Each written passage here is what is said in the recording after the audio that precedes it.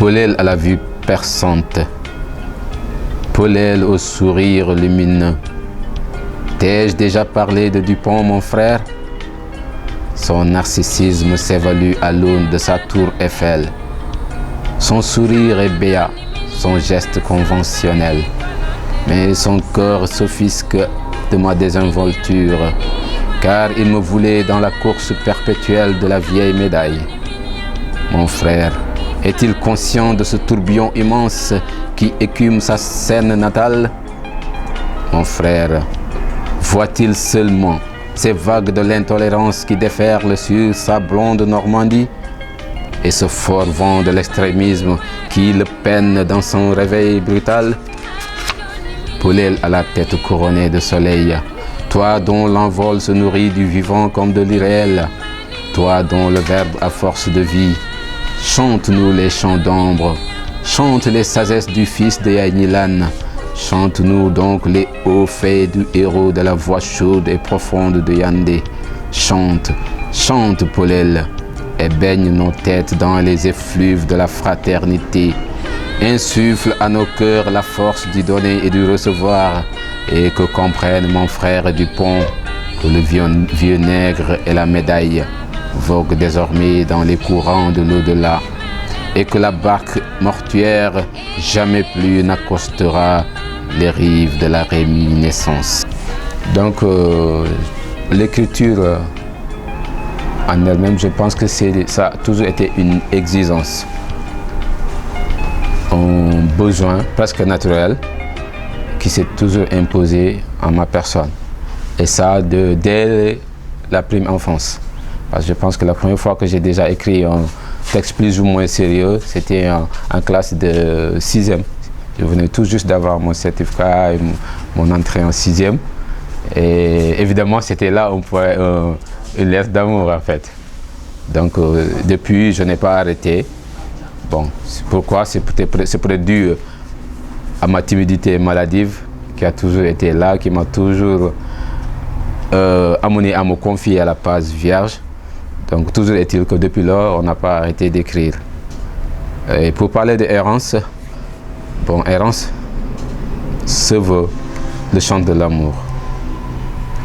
De l'amour aussi bien dans sa dimension amoureuse que celle-là fraternelle.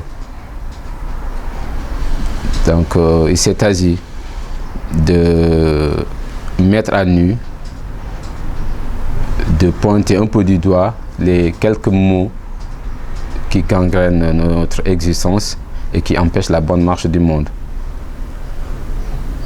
Donc il s'agit de l'égoïsme et du mépris de l'autre, par exemple. Nous avons parlé aussi de du problème casamançais, de l'embourbement dans lequel les politiques nous entraînent quotidiennement, de ce vent de l'intolérance et de l'extrémisme qui sévit un peu partout en Europe, et enfin, et surtout, de la violence religieuse exercée par quelques groupes extrémistes que sont l'AQMI, le Moujao, le Boko Haram et j'en passe. Donc à travers ces errances aussi, nous avons tenu à nous recueillir devant la mémoire de quelques illustres devanciers que sont le romancier camerounais Ferdinand Oyono, l'auteur du roman Le vieux nègre et la médaille, mais aussi et surtout du poète sénégalais, le poète africain, le poète international. Je veux parler du fils de Yaïnilan, du héros de la voix chaude et profonde de Yandé Kodou. Je veux parler de Léopold Sédar Senghor. Bon, à travers Errance aussi, nous avons aussi essayé d'illustrer ou d'attirer l'attention sur les sites qui ont fait la valeur, mais aussi sur les personnages, les personnes historiques qui ont vraiment enrichi le patrimoine culturel et historique du Sénégal et du monde. Je veux parler de la reine Yacine Boubou. Je veux parler de Soundiata Keita, l'enfant buffle. Je veux parler de Maba Diakhouba. Et je veux parler aussi de Cheikhoul Khadim, du vénérable et vénéré Cheikh Ahmadou Bamba. Toutes des figures vraiment qui ont marqué l'histoire et la culture sénégalaise et africaine.